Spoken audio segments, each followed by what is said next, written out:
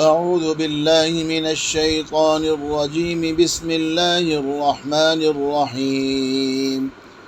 هل أتى على الإنسان حين من الدهر لم يكن شيئا مذكورا إنا خلقنا الإنسان من نطفة أمشاج نبتليه فجعلناه سميعا بصيرا إنا هديناه السبيل إما شاكرا وإما كفورا إنا أعتدنا للكافرين سلاسل وأغلالا وسعيرا إن الأبرار يشربون من كأس كان مزاجها كافورا عينا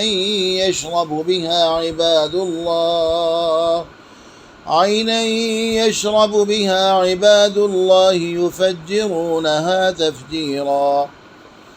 يوفون بالنذر ويخافون يوما كان شره مستطيرا ويطعمون الطعام على حبه مسكينا ويتيما وأسيرا إنما نطعمكم لوجه الله لا نريد منكم جزاء ولا شكورا إنا نخاف من ربنا يوما عبوسا قمطريرا فوقاهم الله شر ذلك اليوم ولقاهم نضرة وسرورا وجزاهم بما صبروا جنة وحريرا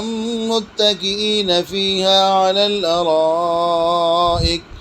لا يرون فيها شمسا ولا زمهريرا ودانية عليهم ظلالها وذللت قطوفها تذليلا ويطاف عليهم بآنية من فضة وأكواب كانت قوارير من فضة قدروها تقديرا ويسقون فيها كأسا كان مزاجها زنجبيلا عينا فيها تسمى سلسبيلا ويطوف عليهم ولدان مخلدون إذا رأيتهم حسبتهم لؤلؤا منثورا وإذا رأيت ثم رأيت نعيما وملكا كبيرا عاليهم ثياب سندس خضر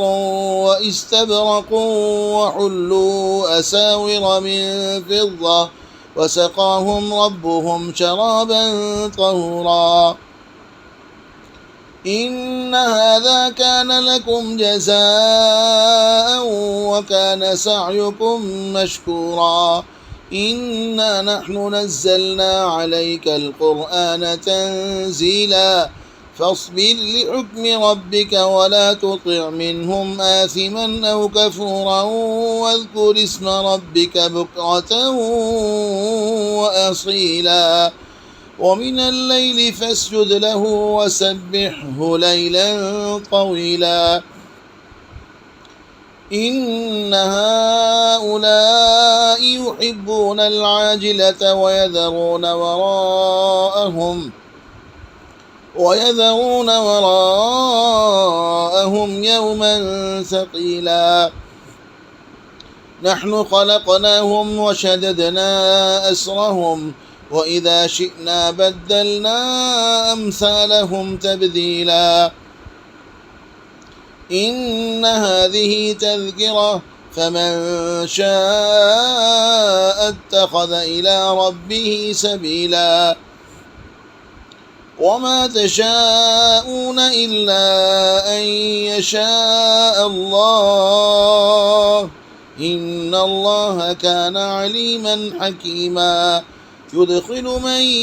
يشاء في رحمته والظالمين أعد لهم عذابا أليما. صدق الله العظيم.